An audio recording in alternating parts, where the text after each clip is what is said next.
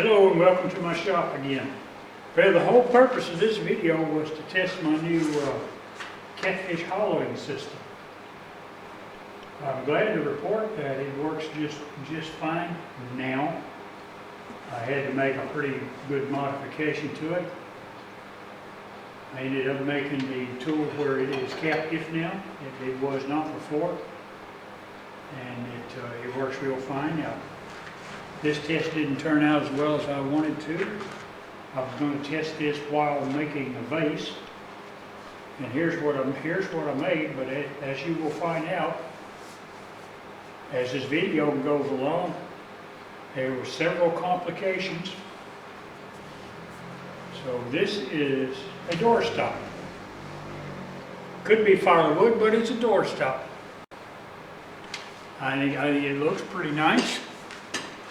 You know, it's what it is. It turned out pretty nice. It's ebonized inside. It has my signature in the bottom. Plus I put non-skid stuff here. So let's get on with it, and I'm going to tell you how we ended up with both of them. Like I said in my last video, I was going to make a vase out of this old sage orange right here, in order to be able to have something to hollow to test my catfish out on. So you'll never guess what tool I'm going to use to rough it, but if you can't guess it, that means you haven't been watching my videos. So you need to subscribe and start watching them and catch up on the old ones. You might find it interesting.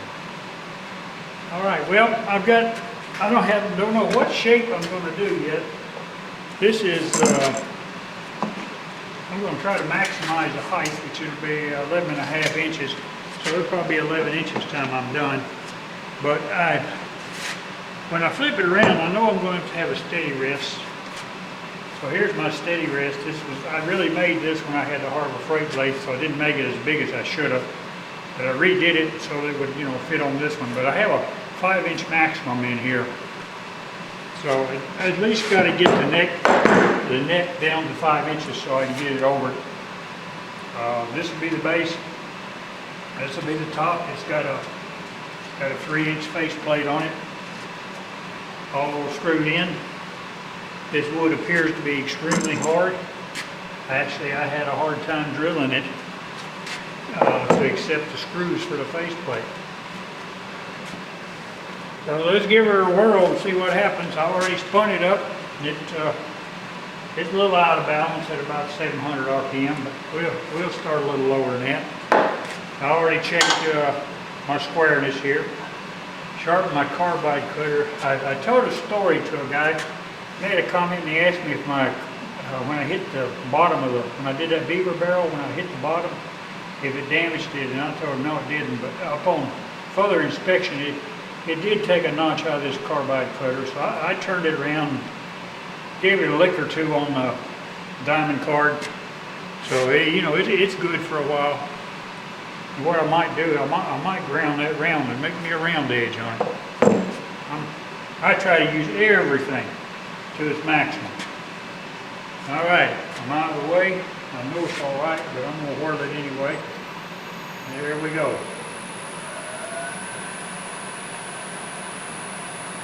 I think I'll start off at about 400. That's 401 right there. I'll just see what it does. It's going to have a little bark fly.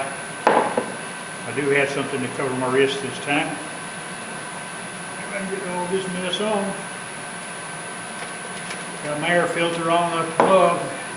Osage Orange has a stink that starts bothering me. I'll have to get my, what do you call it, air shield mask out. I don't like to wear it. It's not very comfortable. I will. Here we go.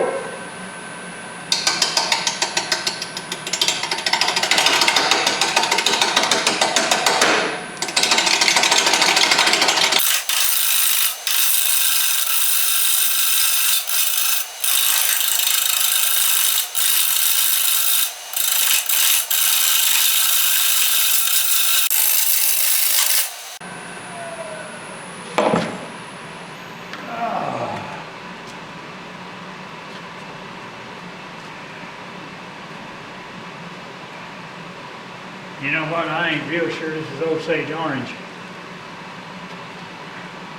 I don't really know what it is. But I thought it was. That's what the guy gave it to me said it was. It has a funny looking bark here. Well, let's whirl it anyway. It don't matter now. This is going to be a vase. Just a little closer here. Well, I learned my lesson by whirling it before I started doing anything last time. That was a hard lesson. It cost me a lot of work.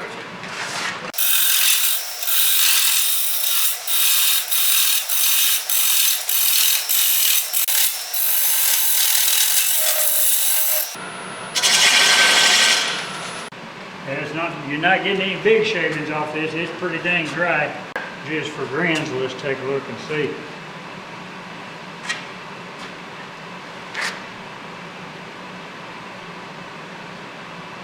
Yeah, 9%.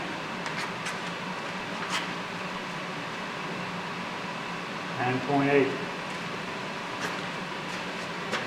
Shouldn't have no trouble with this warping. When you turn dry wood, you get a lot of dust and stuff. Maybe it is Osage orange because when it dries out, it turns a brown. It doesn't stay that yellowish look. Well, it's round now. I'm going to just move it out and see what I got. I see it's got some cracks, but they pretty much end about right here. Get a drink of water.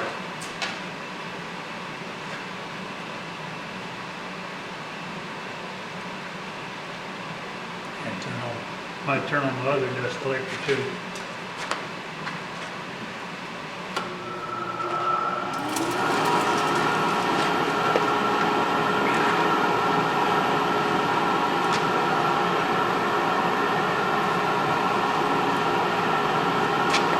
See that?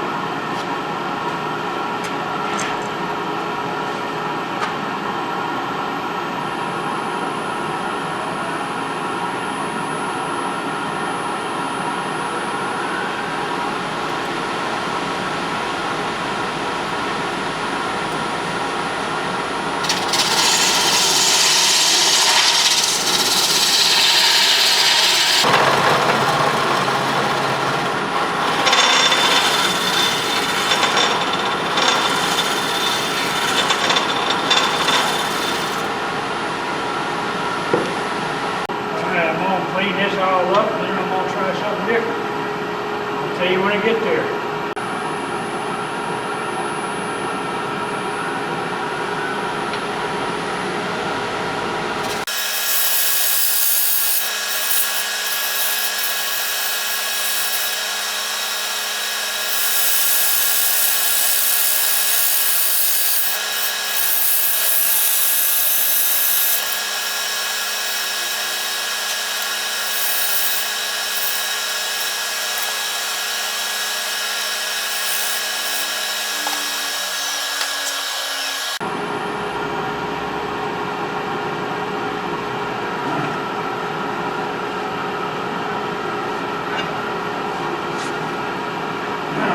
Do a little sanding.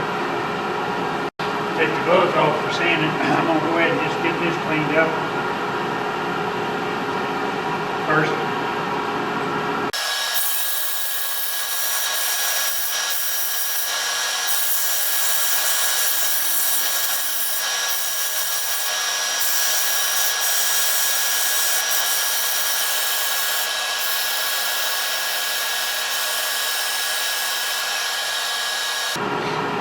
Bring the air down. Okay, it's time to make a recess. I'm gonna make a deep recess this time because this is gonna put a lot of pressure on it.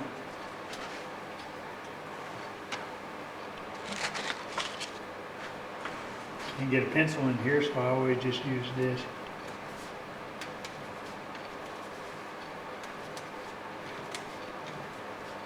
Hey, this is some hard wood, guys. Do not realize that. But there's only 9%, so It's pretty dry also. So, let this thing get way out of the way. There we go, I can see the line there. Okay, it seems like every time I do a recess, the camera angle is such that, that you guys can't see it. So I'm going to try a little different one this way. This time, I use a square cutter, way too high as you can see. And it needs to be on dead center. This particular one I need to back off a little bit because it has a curvature right here. It gets in the way. So I'll cut it out here. Now I'm gonna make this one pretty deep. Gonna make it about as deep as it can go. So I'm just gonna be past right at the edge of that. That's how deep it's gonna be. And the reason I'm gonna do that is because it's so big, and it's got some cracks here. I'm gonna super glue them and everything, but that doesn't mean they'll hold. Just stands a better chance of it.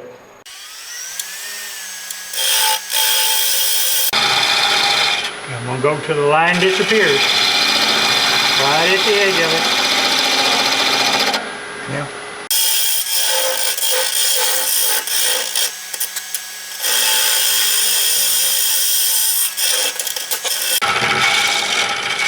A little bit more. Okay. Now I'm going to take a skew. I had to burn it. In my camera. Yeah, we're still there. Alright, I'm going to take a skew to make my dovetail.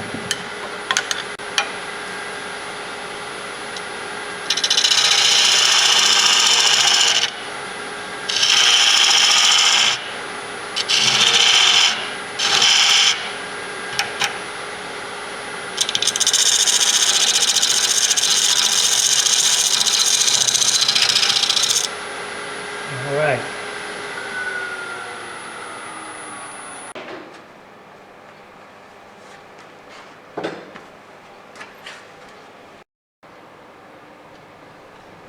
Alright, I've got the Catfish hooked up.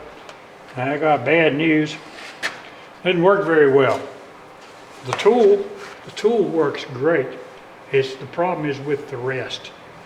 I think I'm going to have to redesign this and make it where it's more captive up and down, because when you get further out, it wants to do this, and I can't hold it in there.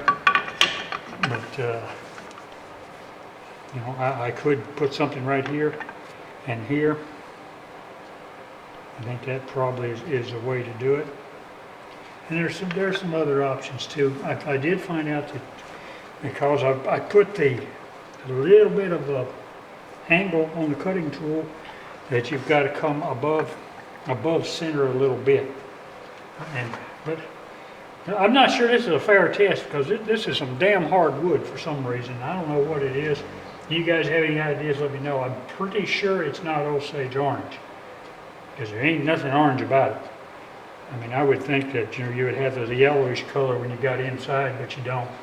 And I have no idea what this is, so. I'm going to show you here a little bit.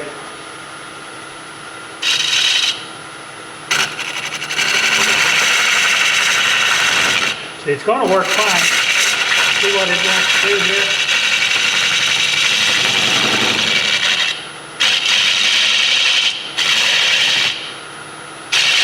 I mean, I think it's really going to work. But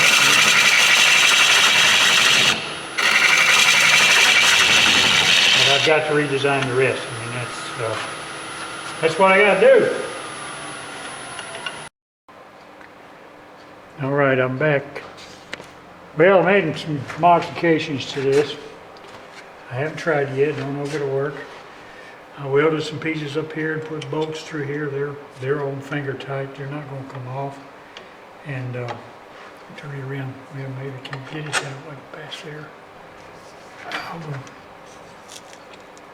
All right.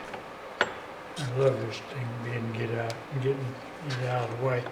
Anyway, I cut this off right in here so that I could bring the tool back more. Before I could only bring it back to here where this curve was. Fix it where I could bring it all the way back to here. And got a little slack in here. I need to tighten this just a little more.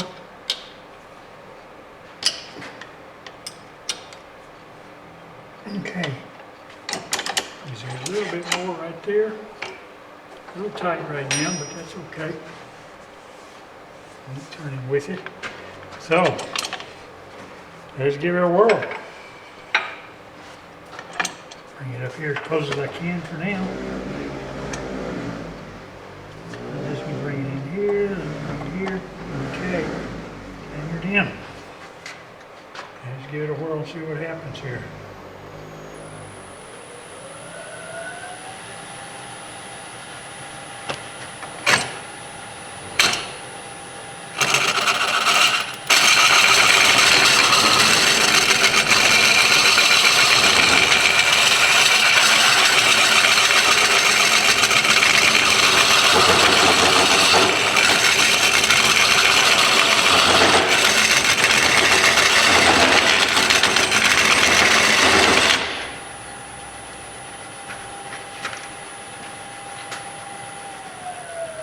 It looks like it's going to work.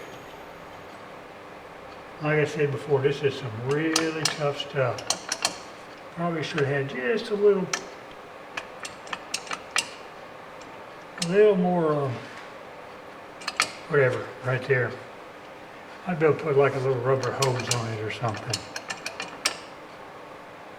Anyway, it's working now. It's still pretty hard going in there because that is some tough stuff. But I'm going to take this off and get my beaver and put some in there, see how well that works for the time being until I get a little deeper. Oh, by the way,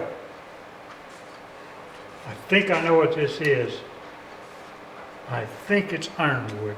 And I found this piece of ironwood laying over there, and I know for a fact this is ironwood.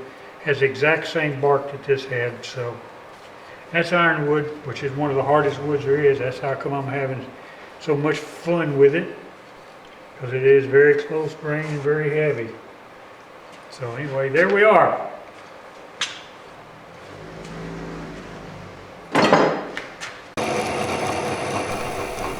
Well, I gave up on the hollowing. It wasn't that the tool didn't work, it's just wearing me out. This wood was so hard that I decided to take the biggest forestry bit I had and drill it as deep as I could and call it off till I get some softer wood. So we'll watch this a little while and then we'll move to the end.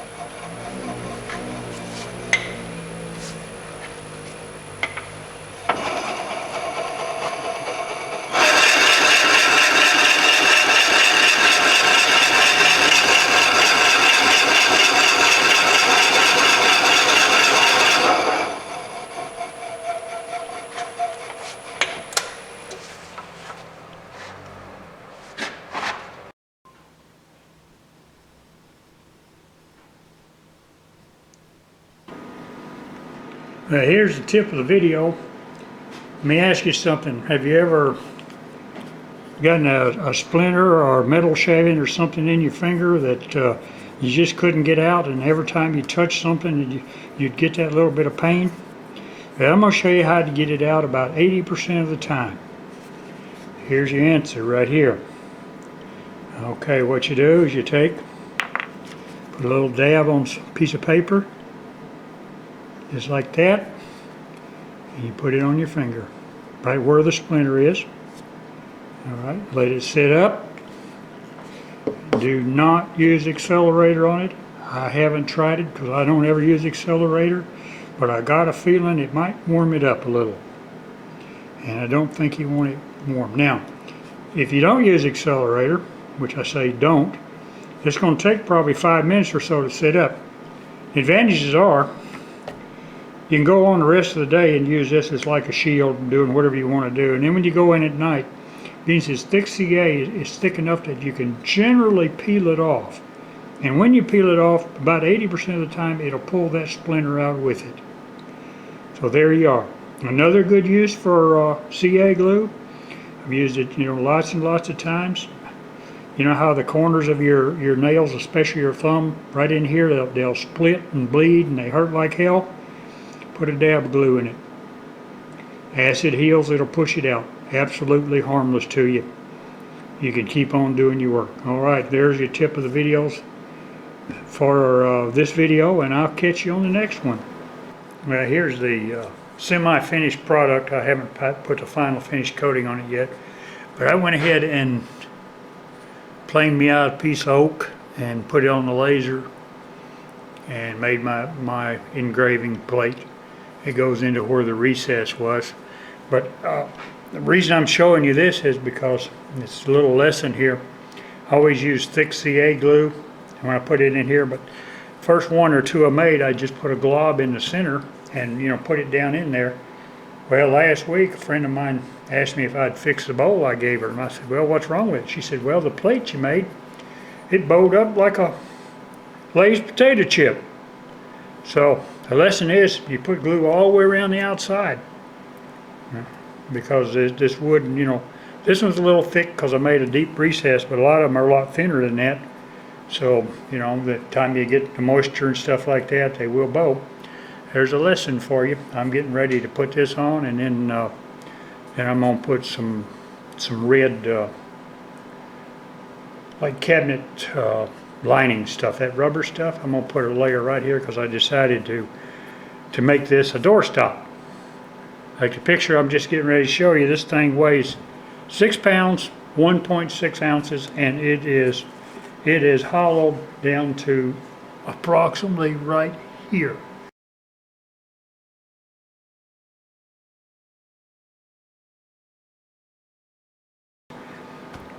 It was a bad choice to make this out of this, but I really thought it was Osage orange. That's what the guy told me. And quite honestly, I do not know my woods, by looking at them. All right, so I'm gonna get this glued in, and then I'll put the finish on it, and we'll be done with it. All right, here's the bottom. Here where you can see it good. Bottom of the doorstop. And keep it from skidding around. So now all I need to do is I'm going to put a little matte spray on it, and it'll be done, and we'll wrap this thing up. Well, thanks again for watching my videos. One thing you have to take away from this, at least I do, is that anytime you basically fabricate or invent anything, it's very seldom that the first go is successful. You just almost always have to make a modification or something. I'm not quite through with making a modification yet. What I'm going to do is this back bolt, it's got too much slack in it. I'm going to drill it out and put a larger bolt in it and possibly make a flat edge on the bottom, so that it will still slide, but I just need to get rid of that. I don't like it. And also this has a little slack right here. I may try to figure out how to tighten that up a little better. But, that's what we have. I mean, it does work. Beats the heck out of buying one, that's for sure. $200–300 for something that I can make. That's not the way I fly. To me, a failure is not an option when I make things. Well, if I have to modify it 10 more times, I'll do it. Anyway, if you enjoyed my videos, please subscribe, please like, and I'll catch you on the rebound.